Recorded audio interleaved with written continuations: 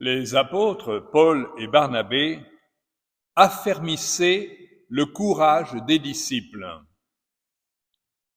Il nous faut passer par bien des épreuves pour entrer dans le royaume de Dieu. Voilà une doctrine que vous n'entendrez pas à la télévision ou dans les médias. Il nous faut passer par bien des épreuves pour entrer dans le royaume de Dieu. Sur la terre, c'est le royaume du mensonge, de l'illusion, c'est le royaume de l'égoïsme et de l'orgueil. Et c'est pourquoi on enseigne aux jeunes à jouir, à profiter de la vie. Il faut profiter de la vie. Ça, c'est la doctrine du monde. La doctrine de Jésus, c'est il nous faut passer par bien des épreuves pour entrer dans le royaume de Dieu. En effet, Jésus dit à ses disciples, Dieu glorifiera le Fils de l'homme et il le glorifiera bientôt. Dans cette phrase, Jésus sous-entendait une double glorification. Quand je serai élevé de terre, j'attirerai tout à moi. Jésus, cloué sur la croix, nous manifeste la gloire de Dieu. Ce n'est pas la gloire du monde. La croix, c'était le supplice des criminels. La croix, c'était la honte, c'était l'humiliation, l'anéantissement d'un être humain par la souffrance. Et c'est ce que Jésus appelle glorifier. Parce que la cause de cette souffrance, ce n'est pas la méchanceté des hommes, c'est l'amour de Dieu. Jésus s'est laissé crucifier, et je dirais même plus, il a voulu être crucifié parce qu'il nous aime. Mais certainement, Jésus entendait aussi la glorification de la résurrection. Car Jésus n'a pas été vaincu par la souffrance, c'est le contraire.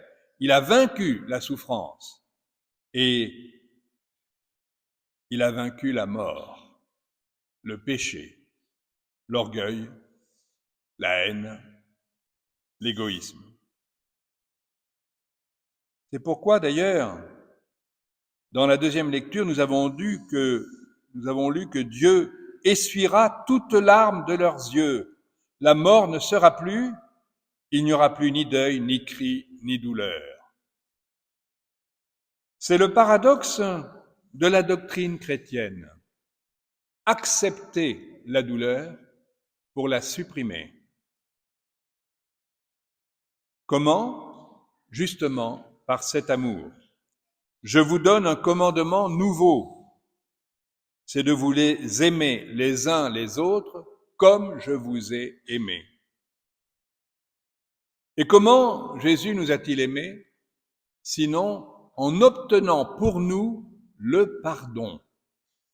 Père, pardonne-leur, ils ne savent pas ce qu'ils font. Et c'est donc à ceci qu'on reconnaît que nous sommes disciples de Jésus, que nous sommes chrétiens, si notre amour va jusqu'au pardon. Parce que aimer nos amis, ce n'est pas difficile. Jésus dit que même les païens, même les méchants, les bandits, font la même chose. Entre eux, ils s'aiment, car ils sont complices du mal. Nous devons aimer sans être complices du mal, c'est-à-dire aimer l'ennemi, aimer celui qui fait le mal, celui qui nous fait du mal. Il faut l'aimer en le pardonnant. Il faut l'aimer comme Jésus l'aime. Et comment Jésus nous aime-t-il? sinon, justement, en nous ouvrant la porte de la foi. Une fois arrivés à Antioche, Paul et Barnabé rapportèrent tout ce que Dieu avait fait avec eux et comment Dieu avait ouvert aux nations la porte de la foi. Et voilà la résolution de la phrase paradoxale que nous avons lue au début. Il nous faut passer par bien des épreuves pour entrer dans le royaume de Dieu. Nous entrons par la porte. Nous entrons par la porte parce que Jésus nous a rouvert cette porte. C'est lui la porte. C'est par lui qu'il faut passer pour trouver le bonheur, la gloire, la paix, la justice, la sainteté. Tout le reste, ce n'est que des ombres qui passent, comme les feuilles mortes qui sont emportées par le vent. Les hommes se font la guerre, les hommes cultivent la haine les uns pour les autres. Les hommes aiment se faire souffrir les uns les autres. Jésus nous dit, vous serez mes disciples et on vous reconnaîtra pour cela si vous vous aimez les uns les autres. Aimer, attention, ça ne veut pas dire justement être complice. Aimer, ça veut dire vivre pour le royaume de Dieu. Ça veut dire ne pas perdre de vue le but qui est la vie éternelle, qui est le royaume de Dieu. Nous sommes faits pour la vie éternelle parce que nous sommes des êtres spirituels, créés à l'image de Dieu, capables d'aimer comme Dieu. Quelle gloire, quelle merveille, aimer comme Dieu.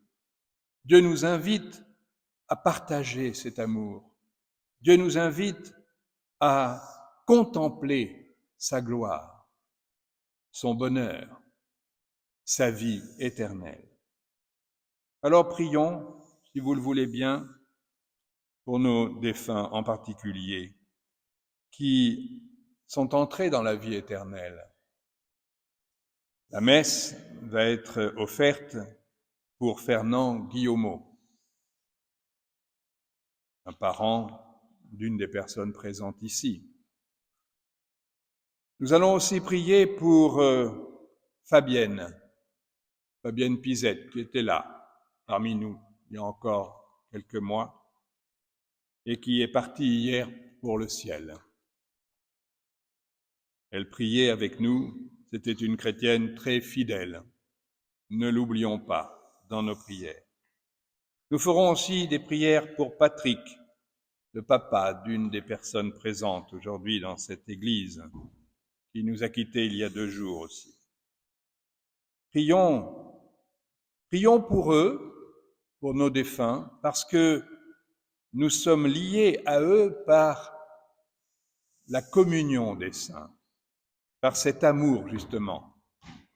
Et eux qui sont dans la vie éternelle, mais qui sont peut-être dans un moment de purification, eux qui n'ont plus cette richesse, ce trésor que nous avons, qui s'appelle le temps, qui permet de mériter, qui permet d'offrir toute souffrance, même la plus petite, en union avec celle de Jésus, glorifié sur la croix.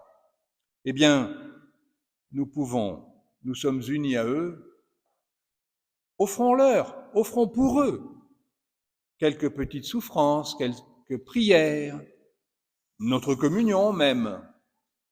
Et eux, demandons-leur de nous aimer, de nous donner cet amour qu'ils ont pour Dieu, que nous n'avons pas comme eux, parce que eux, ils sont irrésistiblement attirés par Dieu.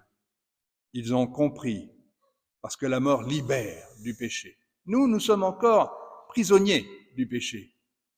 Eux, ils sont libérés du péché, mais nous avons ce lien avec eux et eux avec nous, de pouvoir échanger leur amour contre nos mérites. Alors, Dieu nous reconnaît pour ses disciples, parce que nous nous aimons les uns les autres comme il nous aime. Amen.